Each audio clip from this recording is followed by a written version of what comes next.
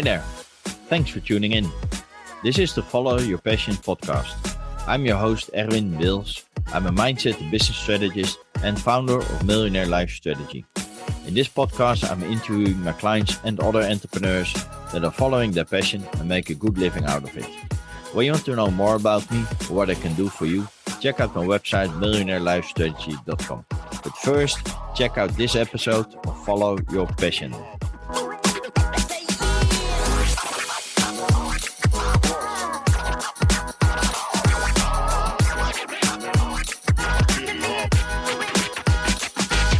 Hello everybody, welcome to a new episode of Follow Your Passion. Let me introduce today my guest. She's a dear friend and very wise entrepreneur, I would say. Her name is Ramona Tufaru. Ramona is the founder of the LinkedIn Lead Machine. She has over 11 years of managerial experience in the corporate world and a thorough background in sales, marketing and business advice. After being successful executive in marketing and sales in the Italian and international corporate world, where she worked with brands like Benetton, Google, Continental, and many more, she discovered that the real distinction in building successful businesses resides in the landscape of marketing and sales, and that the biggest innovation really is in marketing and the changing dynamics between marketing and sales. Her gift is in the triggered pain of not being seen, loved, and wanted. So in her work, she sets a stage for her clients to be seen, loved, wanted by potential customers. And the first stage she sets for them is LinkedIn. She has worked with coaches, consultants, small business owners, sales teams.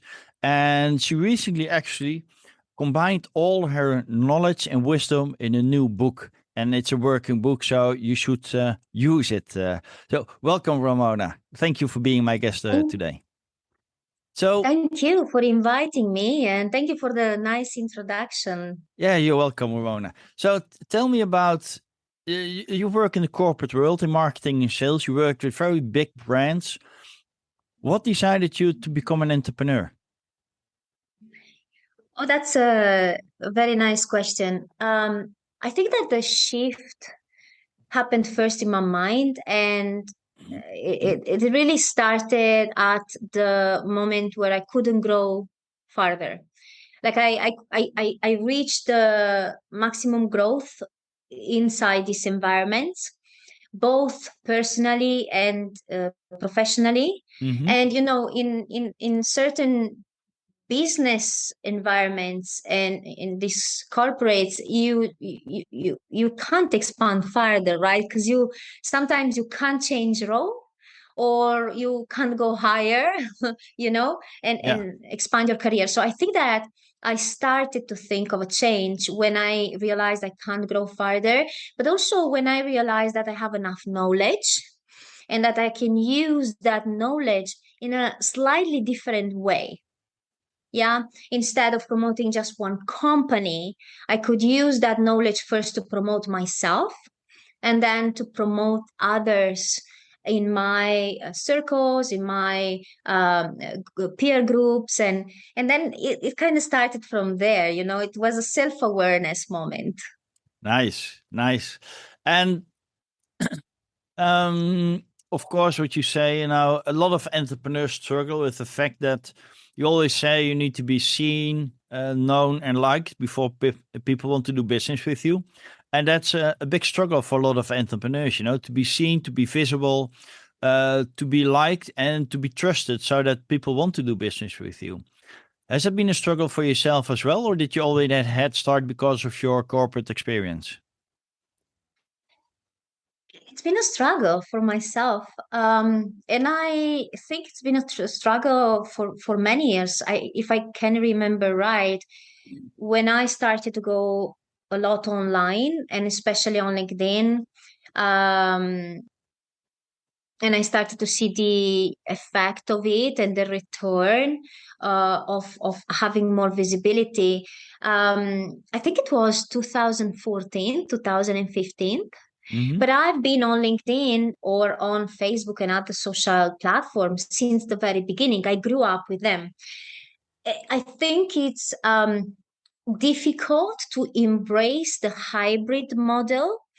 Uh, even if I'm still young, I grew up with these entrepreneurs, business owners doing business face to face, and so being visible, it just meant going to networking events or meeting other business owners in more informal situations and talking about the business, or expressing the desire to expand in certain verticals, or in certain markets and geographical areas. And it didn't meant to go on social media. Social media was more for entertainment when I started to work, and when I started to interact with entrepreneurs and business owners. So I think it was 2014, 2015 when I started to see the effects of being more visible on social media platforms.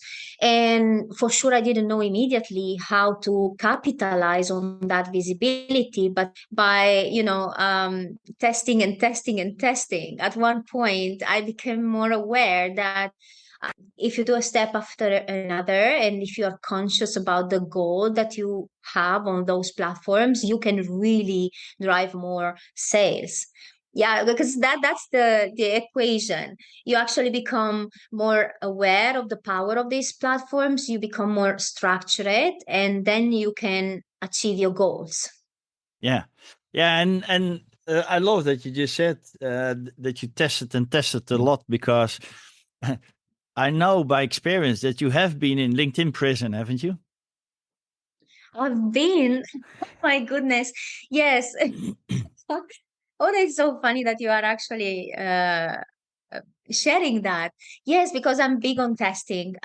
Everything that I transfer to my clients, or inside my engagement circle, or to my peer group, everything is tested. I, I learn a lot from other experts, or from LinkedIn itself, or from other content that's being written, or releases in the press, in the news. And so I learn, and after that I go immediately to test. So in the case of mentioned by you, like, I was testing a very aggressive approach, not based on automation, because usually you end up in jail when you test too much automation, or you don't respect the rules of imposed by LinkedIn. But I was just testing a more aggressive approach, auditing people or companies without being requested, like just showing up, and auditing, and I guess someone just didn't like my aggressive outreach formula. And I'm glad I ended up in jail, because I had an event planned with some other experts. It was so painful to be in that jail, that I actually realized that the outreach, the way you interact with people on LinkedIn, it must be humanized, must be really authentic, really slow sometimes, based on meaningful connections, meaningful conversations. So it was really nice in the end. But I think I spent something like five days in jail, and I had to go through a very complex process to prove that it's me, to prove that I didn't want to harm, the LinkedIn network. And it was a little lesson that I actually learned, and I put into my book, because in chapter 7 of the book, actually, I explain a formula that came out from LinkedIn jail. Yeah, Yeah. yeah, yeah. So talking about the book, indeed, Ramona. I know you're very big on LinkedIn and LinkedIn lead creation. So what decided you to write the book? Because I know you're a very perfectionist. You want everything to have perfect. You test everything, like we just discussed. And is the book? Would you say that the book is will stay actual? Because a lot of changes, of course. So what decided you to write the? It's actually a workbook, right? It's not really a book to of course, to read, but also to act upon it and to use the content that's in it. So, what decided you to write the book? Indeed, it's as you said, it's a workbook. And even if it has a parts of a normal book, like there's a story and a flow, but I really believe that you have to implement.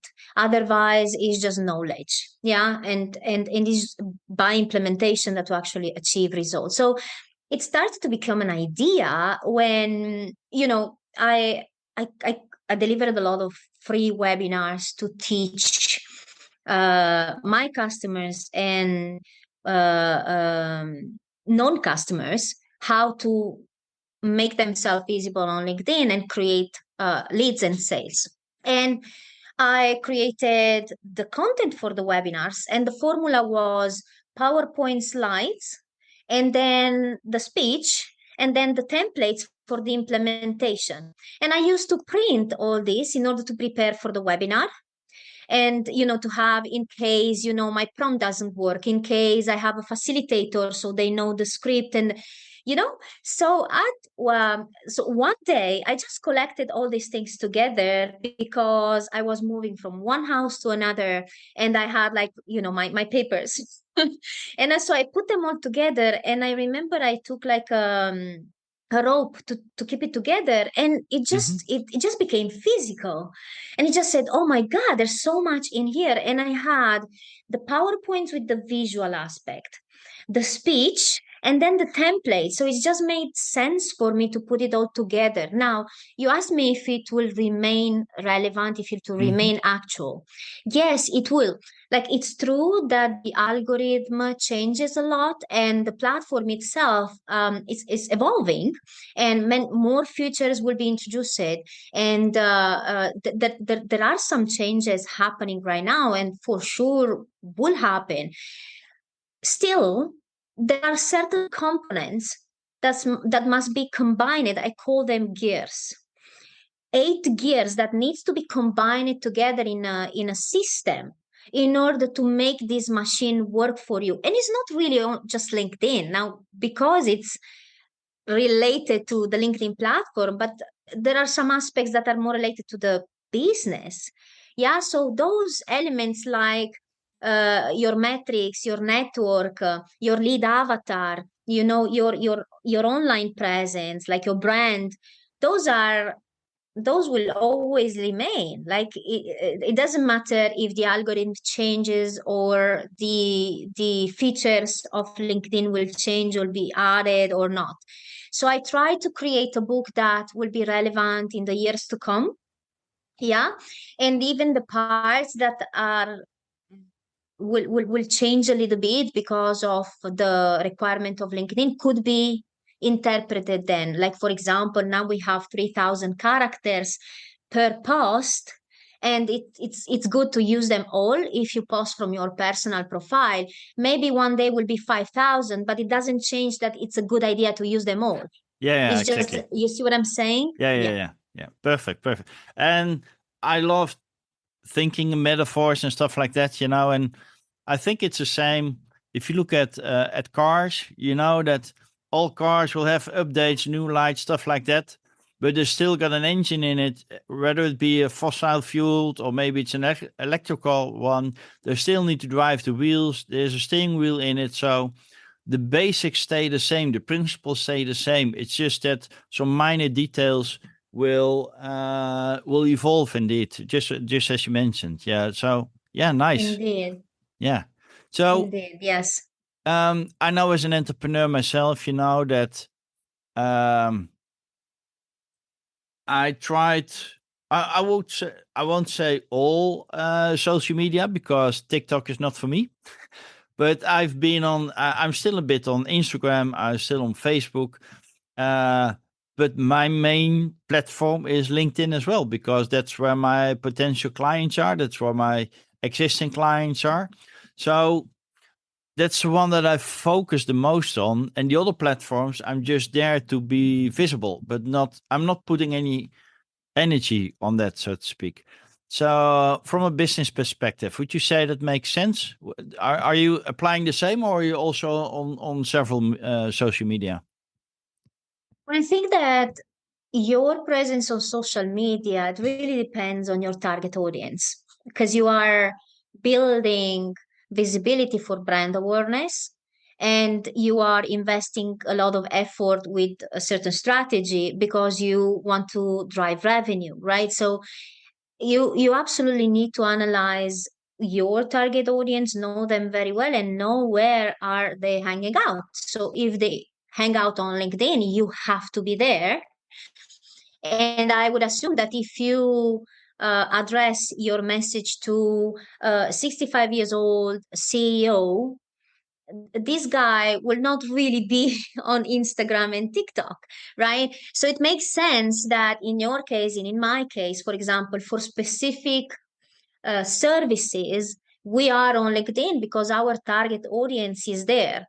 And the effort should be calculated based on the return of the investment in this platform, right? So if you invest 2 hours per day and at the end of the month or the quarter you reach your goals, your quota, let's say, then it's worth remaining on the platform. It's worth continuing investing in this platform. Otherwise, if you don't reach your targets, then you have to look around and say, okay, it's either my strategy is wrong or my customers are not here, or you see. So a thorough analysis before any kind of effort on those social media platforms is necessary. It's like Yeah, vital, yeah, right? definitely. So, talking about that, just like myself, you had a corporate career before you became an entrepreneur.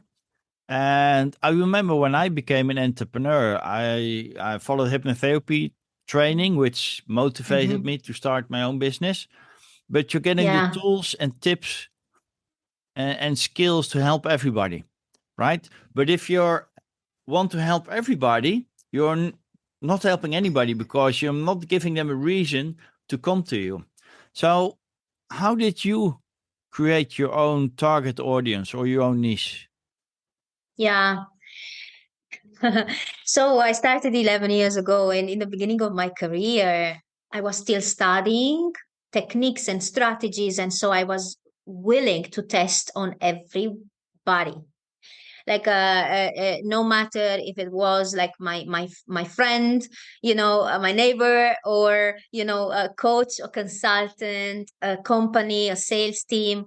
So I was just testing a lot and really learning about the groups where that will be impacted by my work, because you don't resonate with everybody. Like Hmm. you have a match with your target audience, and if you don't give yourself, if you don't put yourself out there enough, you will not be able to really understand who's the ideal client for you. And sometimes we think it's just they teach us that it's just budget, it's just geography, it's just age or gender. It's not. In our case, we sell services, and we are like co-pilots for our clients. We have to support them, to transfer our knowledge to them, and sometimes to execute with them. So we need to match also in values. We need to match also in the sometimes even in the pace of our work. I'm fast.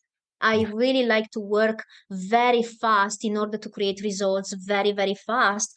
yeah, So if I have someone that is procrastinating a lot, I will not be able to create results. So I think going back to your question, I just put myself out there, sometimes at a very low price, just to create a lot of experience and create results. And I became very aware of when I create results and how, and when I don't, when I struggle and why I struggle. And I just chose at one point I'm not going to work with a target audience. Maybe they pay well, but I am not at my best. So I just go with groups that I really, really resonate in it's coaches, consultants, emerging professionals, and sales teams. And inside these groups, I am very picky because I want to create results. I want to create an impact. I'm not gonna convince someone that is not on the same mindset as me, you know. Yeah, We yeah, can yeah. shift some aspects, but I can't really make it happen for you. Yeah. Perfect. Yeah, yeah, yeah. Yeah, and I think that what I said in the introduction as well, that there are great entrepreneurs out there, but their main challenge is they are becoming the best kept secret of the internet. And that's a pity. You know, Indeed. they need to be seen, they need to be heard, they need to be, of course, liked before people want to do business with them. But Yeah. so could you share, is a particular client that comes to mind? You don't need to name, use names, of course, but that you think that, you know, this person was like my ideal client, or such a big success story, I didn't expect it ahead of time. Yeah. Well, I have many cases and in different groups, niches, let's say. But where I really excel, because of the feelings I have when I work, because of the results I can create, is I have these amazing professionals. Imagine someone in their 50s, 45, 50s, having a 20 plus years career as a background and transitioning to being a solopreneur and or a small business owner and having to do certain things very uncomfortable, like creating content talking about themselves or pricing themselves, like testimonials, or even generating leads and learning all these tactics and strategies for the online world, the digital tactics and strategies is really challenging. So the the success cases for me really are like usually managers, top executives in the corporate world transitioning to being a high level consultant, incredible in their work, like really they really know their stuff, they really are able to create shifts and amazing results, and they just need the hacking for the online, the positioning, the leadership voice out there. And so, oh, I have goosebumps because that's where I really love my work. Yes, because I give them voice. I give them um, a, a, um, an image online. I give them a window from where to shine with their knowledge. I give them a stage to actually impact further. Yeah, I can tell you about, you know, many of my clients, and I know for sure they will be happy for me to mention them. But actually, it's the way we work. So when they transition from the corporate world, as we did, to being a solopreneur, entrepreneur, business owner, you know, it's scary because you have to create your own income, you have to create your own roles inside the company and be the assistant, be the sales guy, be the marketeer, be the ones that is pushing you that day when you struggle, you know, to do your work. So uh, it's really when they come to me and they say, this is what I used to earn, and I want either that or a little bit more, and then I build up a strategy for them and I know they execute. So it's, I think that it's the fact that they come from that huge background, that they worked under stress, that they worked on a project, that they mastered a certain career previously, allows them to perform so well with a little bit of guidance. Yeah, nice. Yeah. And I think that you didn't mention it explicitly, but one of the biggest challenges of those high level executives is also that when they still work in the corporate world, you know, they had this role to fulfill and they were excelling in fulfilling that role. But when you want to become like a high paid consultant, it feels like you have to sell yourself, and they've never done that before, and Indeed. that's an obstacle for them. Yeah. And because you are into the mindset shift, right? Most of the time, and you can understand this. It's really like a shift on mindset that we work on. Because it's exactly how you described it. It's like you've never sold yourself. And so because of that fear that kicks in, you forgot about your 25 plus years of experience delivering of relevant projects on important uh, work that you've done for the companies you've worked with. So I think the majority of my work is really to make them believe in themselves and give them tools necessary to embrace this hybrid business model and these social selling aspects, right? Is it, Yeah, yeah, I think you encapsulated the biggest fear of all my clients. Oh, I need to sell myself. I need to make myself visible and price myself online. Oh, I've yeah. never done that. Well, you know, you can start now. Exactly. You know, the first for everything. Indeed. Nice, nice. Um, what I also love about you, Ramona, is that, and then you can correct me if I'm wrong, but you don't believe in competition. You're all about cooperation, you know, and finding joint ventures and stuff like. And I think that that's also one of the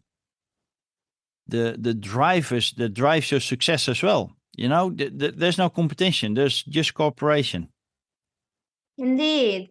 Um, it didn't really start from the beginning. I mean, in the beginning, I was a student more than a facilitator of this joint ventures group, and I joined it peer groups just because I wanted to learn more. I don't come from a family uh, of business owners.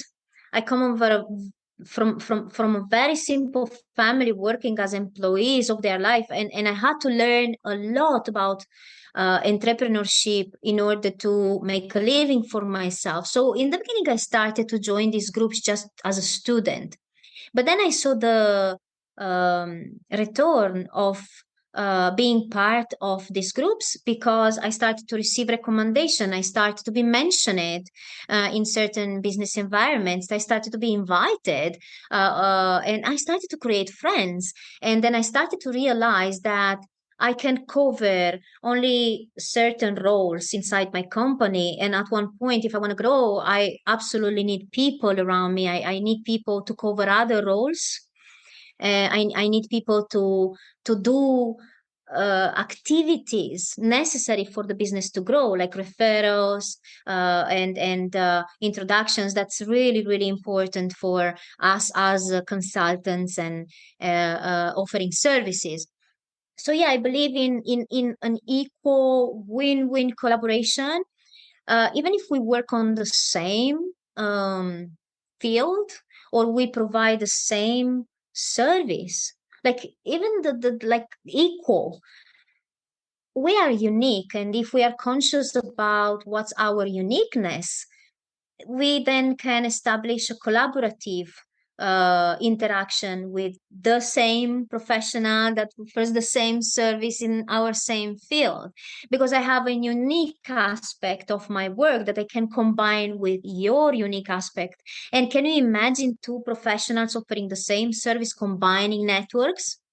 That's really powerful. And Exactly. I think that yeah, I think that you mentioned that because of the community that you see sometimes on LinkedIn. And it all started because I remember I created this phrase with one of the ladies in the group, Granny Delany, and I said, can you imagine having at your fingertips 50 professionals?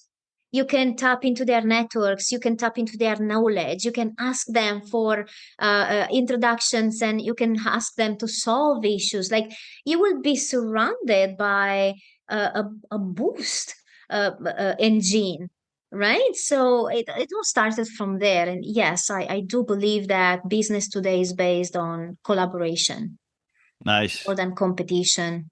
Yeah, yeah, and it's also what a lot of coaches and mentors out there say Mm, as well, that if you want to grow, you should surround yourself with people that will elevate you.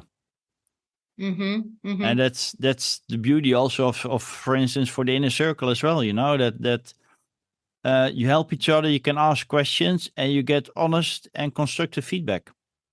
And that's the beauty of Indeed, it. indeed, indeed. And also, you actually learn from all your peers on things that you will never be able to learn by yourself, because it's one thing to read something, and it's different when you read, you ask a question, you receive immediate feedback. So it's like moving from just learning to learning and implementing, or learning and receiving immediate feedback on the implementation. So I think that is where the real power of this group is, the feedback. And yeah. Yeah, nice.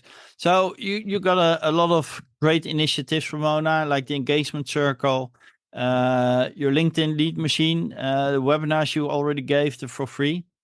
So Mm-hmm. what's next? Are you going to start your own podcast as well, or? Oh gosh, no. So, not the podcast. And I tried several times to implement a few more strategies like the podcast, the YouTube channel. But I have to say that I struggle a little bit with consistency, and I don't want to push too much in an area that is forcing me to do something that I would dislike. Um, what I think I would love to implement further is really the flagship program of the LinkedIn Lead Machine. And it makes sense because, as I said, the book is a workbook and is the foundation of this implementation of the system for a link delete machine. And this can be easily turned into a seminar. So I think that's the very next step. That's the For next now, step. I'm really Nice. happy. Indeed, indeed. Yeah. And, and face to face, because I think that face to face, as I have a different energy, a different way to manage my audience and to make them interact with one another. So the face to face flagship program, the link delete machine, I think I said it, I put it out there into the universe. So Exactly. it's almost done. Yeah. Now it's not a matter of if, it's now just a matter of when, right? Exactly. I'll be happy to share with you the when and with your audience. Well, you can invite me to another podcast then. Perfect. Let's keep that in mind, Ramona. I would love that. Perfect. Perfect. So, I know at the beginning we also talked about the workbook. It's currently in PDF form, and you're not planning to have a hardcover yet.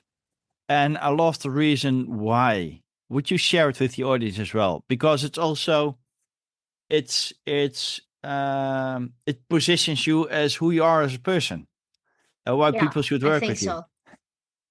Well, thank you for allowing me to share the reason why I decided to launch the book first as a PDF format, and then as a hardcover paperback. So when I decided the launch date of the book, I also needed to get clear on the strategy and what is this book about? How do I want to use it to grow my business, right?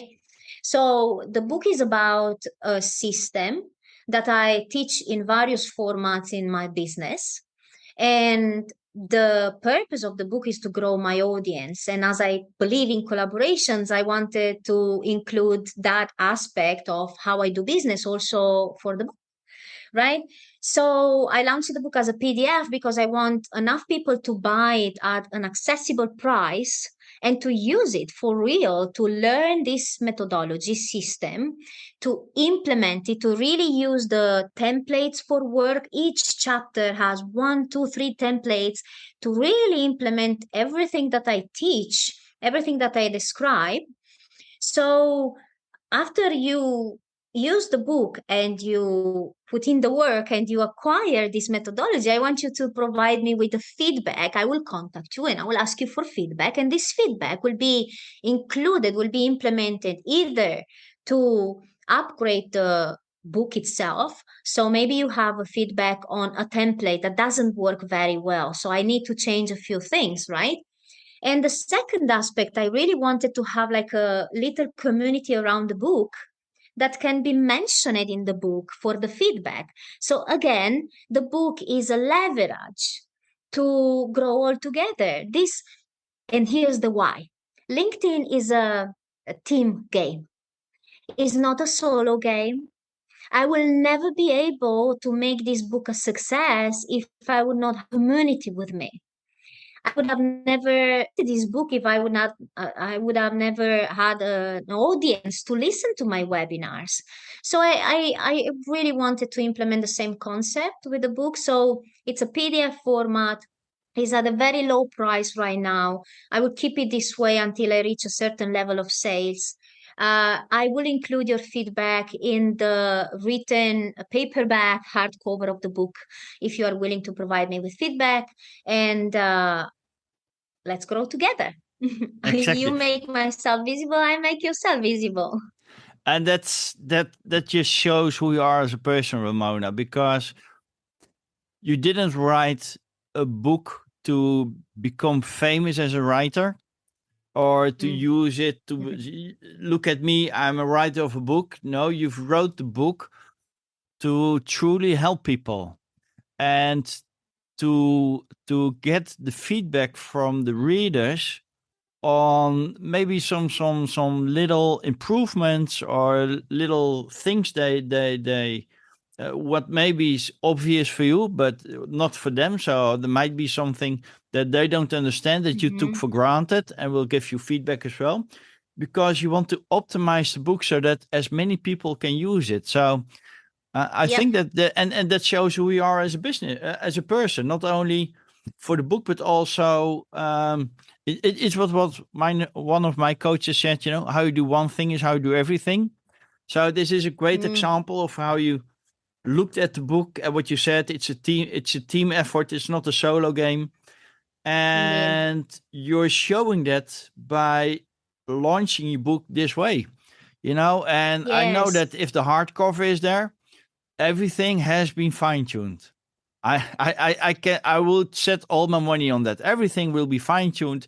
Every feedback has been um, adapted in the book, and it will be great value. So yeah, Indeed. And something that I want to mention is that in the PDF version of the book, the one available now, I included a 2.5 hour session with me, inspiration session, for you to understand more about B2B prospecting and lead generation with LinkedIn tactics, or how to optimize your profile, your visibility on LinkedIn. It's like we can run an audit during this session. So the session is there because you can use it for yourself, or you can gift someone with this session, and leverage again this access to knowledge. And this session was added to the book again because I want to be in contact with my target audience as much as I can in order to make a book a value based book for my audience. If I have to use it to drive business, it has to be a masterpiece, and that's my strategy. perfect, perfect. I love Mhm. every part of it, Ramona. So I'm afraid we could talk for hours on those subjects and sharing knowledge with each other. If there would be one little piece of advice or experience or tips that you would like to share with the audience, you know, either about following your passion because you're very passionate about what you do, and it's not just because you're Italian, but you're just very passionate about your job, um, or about entrepreneurship. What tip would that be, Ramona? um So I want to use one that is really personal. I think that wisdom comes from awareness. You really want to be conscious about who you are, who you want to be uh, as an entrepreneur. What is your legacy? What do you really want to leave after you go? you know Yeah, and based on that, you just have to make baby steps. Even when you're scared, you just have to pursue that idea, that legacy. It is so vital because this journey is so difficult, so lonely at times, so challenging, that you really have to have a big drive. And I think that this drive comes from being very conscious of what you want to leave when you go, when you're perfect. dead. Right? Yeah, it's a great advice, except for the dying part, of course. But for the rest, it's great. So, Ramona, if people want to know more about you, get in touch with you, or they're very inspired to buy the book, where can they go to? Where can they find you? Yeah, so if they want to see me every single day or the content I post, the perfect place is LinkedIn, and it's LinkedIn slash Ramona Tufaru, of course. And then if they want to buy the book, they can go on our store, and our website is www.linkedinleadmachine.store/book. Is it clear Perfect. enough? So Yeah, it's www.linkedinleadmachine.store/book. So they can buy the book there, or they can also contact me. I can send them the link. perfect. Yeah, yeah. Ramona, I wish you all the best. I hope that your book will help a lot of entrepreneurs as well. I know there's great content in it. So if people don't buy it, then they're missing the opportunity of a lifetime, I would almost say. Thank you for being my guest and being so open. I would love to get in touch with you once you got your live seminar um, available. And yeah, let's stay in touch. I hope you liked this episode. Make sure to check out the other episodes because each one is filled with interesting and inspiring stories and energy. Are you following your passion as well and make a good living out of it? Contact me and you could be my next guest. Would you like to follow your passion but are not there yet? Check out my website millionairelifestrategy.com and book an appointment to discover what I could do for you. Don't forget to share the podcast with your friends so that they get inspired as well.